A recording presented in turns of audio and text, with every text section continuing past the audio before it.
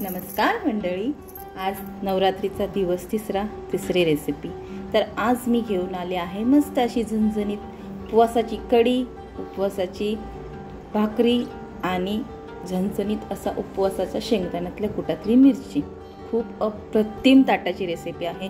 चला तर मग मंडळी, वेळ वाया न घालवता झटपट आपण रेसिपीला सुरुवात करूया।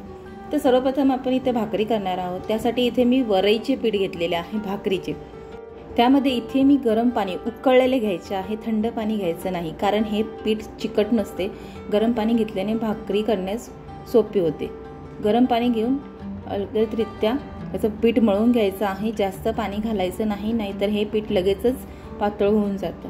छान असं मौसूद पीठ मळून घ्यायचं आहे आणि आपण ज्वारीची भाकरी करतो त्या पद्धतीने आपण ह्याची भाकरी करायची आहे। थोडंसं पीठ घ्यायचं आहे आणि अशा रीतीने छान अशी जेवढी तुम्हाला पातळ करता येईल तेवढी ही भाकरी थापून घ्यायची आहे। आणि गरम पाण्याने ही भाकरी जास्त वेळ मऊ सुद्धा राहते, म्हणून ही भाकरी तुम्ही गरम पाण्यातच करा। छान अशी भाकरी करून झालेली आहे। इथे मी ऑलरेडी तवा तापण्यासाठी ठेवला होता। आता आपण भाकरी तव्यावर घालून घेऊया। भाकरी घातल्याच लगेच पाणी लावून घ्यायचं आहे आणि पाणी जास्त सुकू द्यायचं नाही, कारण ही भाकरी एकदम कडक होते। म्हणून लगेचच पलटी करायची आहे, जेणेकरून भाकरी कडक होणार नाही। तुम्ही बघू शकता मी लगेचच पलटी करणार आहे आणि दुसऱ्या बाजूने सुद्धा हाय फ्लेमवर छान अशी भाजू द्या। अवघ्या 2 ते 3 मिनिटात तुम्ही बघू शकता भाकरी मी पुन्हा उलटून घेतली आहे आणि सर्व बाजूने व्यवस्थितरित्या भाजून घेत आहे।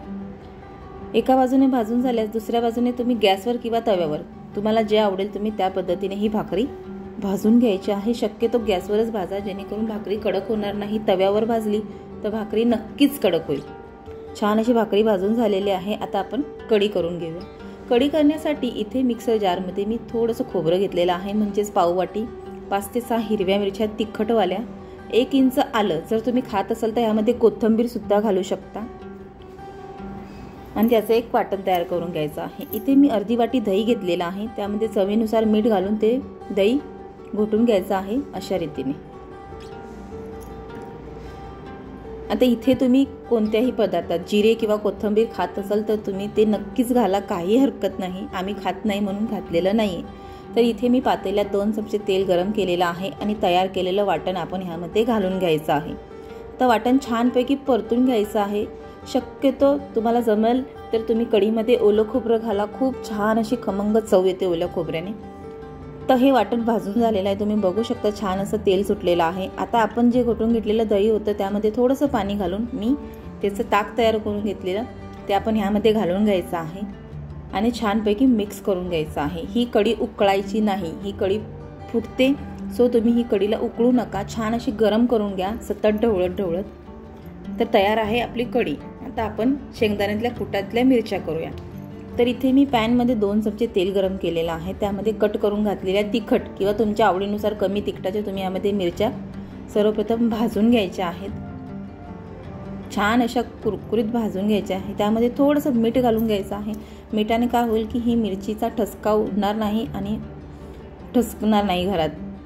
छान असं मिठासोबत मिरच्या भाजून झालेल्या आहेत। आता आपण यामध्ये 2 चमचे शेंगदाण्याचे कूट घालायचे आहे आणि ते सुद्धा छानपैकी मिक्स करून घ्यायचं आहे आणि अर्ध्या लिंबाचा रस घातलेला आहे। आता गॅसची फ्लेम बंद करून घ्यायची आहे आणि मिक्स करायचं आहे, कारण शेंगदाण्याचे कूट हे तेलामध्ये जळेल, म्हणून गॅसची फ्लेम बंद करायची आहे। तर मंडळी तयार, आपण ताट करून घेऊया मस्त अशी झणझणीत कढी।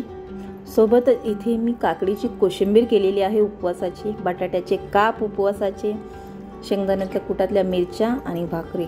मस्त असं अप्रतिम साधं आणि सोपं उपवासाचं ताट तयार आहे।